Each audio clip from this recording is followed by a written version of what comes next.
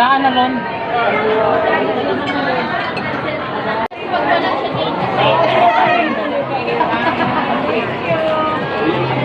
And for you,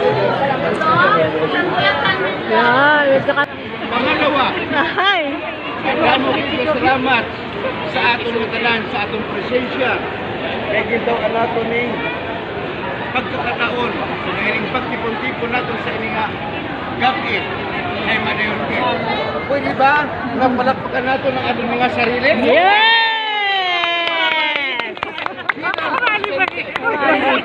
Ang chapter. Taos puso ng papasalamat. Siyempre, bilang panauhin ng Manila chapter. Pangulong ang ating presidente, President Albert Vidal.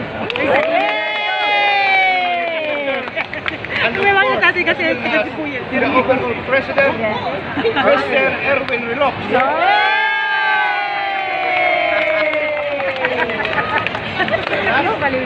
Certainly, I would like to thank you all for the presence, more blessings to us, and mabuhay!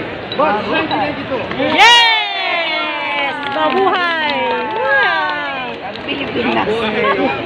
Kabuhay ang Pilipinas!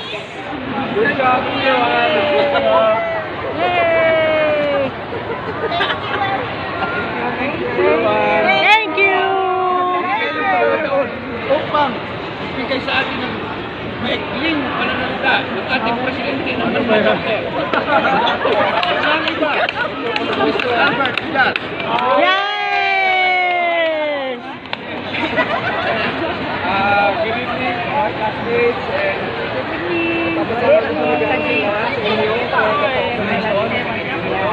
in a very short period of time, magkasama-sama tayo, and I hope everyone enjoyed this day. Yung presence ninyo is very much appreciated. Of course, my fellow State President of PBS Chapter and yung President natin overall, thank you lahat. I hope the coming year, mas marami pa tayo mag-invite na strong attendance.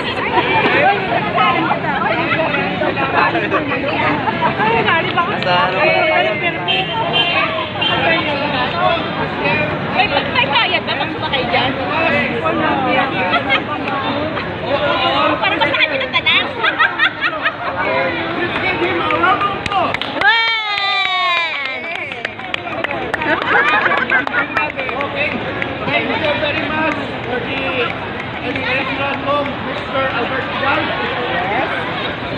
Tingnan na lang.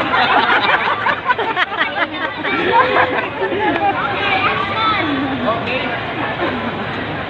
Thank you very much.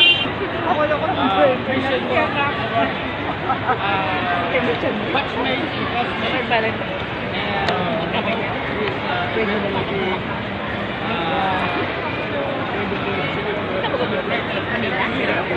yes, and here in Manila chapter.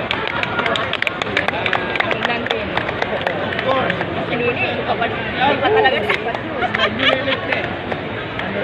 Watch 1992.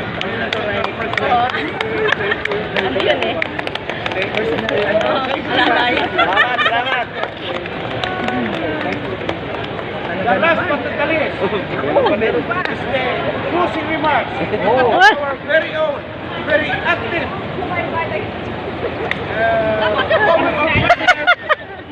Bus 1992, species Bus 1992, no other than Mr.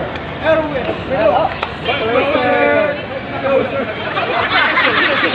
Closer. Bayag na ako yan. Naging mga minutes. Again. Sige mo. Let's give him a big round of applause for Erwin Relox.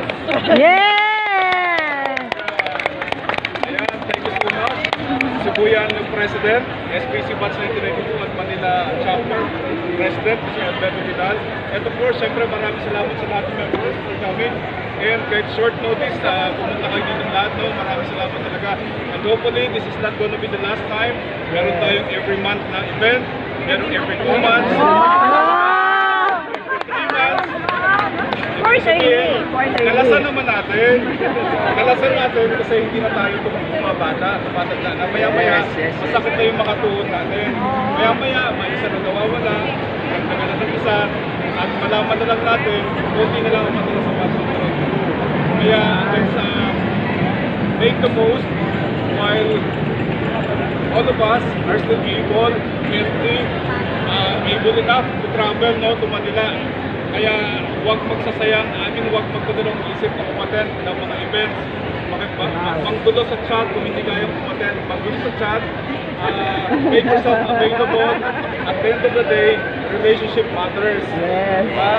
Matatanda na tayo, babalikan natin yung mga unang panahon. Eh bakit kailangan balikan kung meron naman pwedeng gawin at the moment. Diba? So hopefully, hindi magtatapos ngayon. Susunod, sa mga susunod pa, walang problema sa sponsorship natin ang pag-uusapan naman natin na gagawa ng parang. Basta willing kayo, able, and dedicated na makipagkita sa batch. Kaya congratulations to all of us. Thank you. Sa mga susunod na pagkakataon, ang ating incoming ng mayor ng San Fernando. Hey, Orme! Buhay si Mayor. Servisyong publiko, servisyong Totoo. Dahil dyan sa susunod, ang challenge ay maging times 2. Times 2 tayo, times 3, hanggang makuha natin ng 100% ang attendance ng batch 1992 sa Manila. Okay? Kung hindi dahil sa kanila, wala ito. Yes! Kulang yun, pag kami lang, tayong lahat kompleto. Nakasanalay sa inyo ang para sa kanila. Ilang na tanan? 21. So sa susunod, 42 tayo dapat. Invite as many batchmates as you can.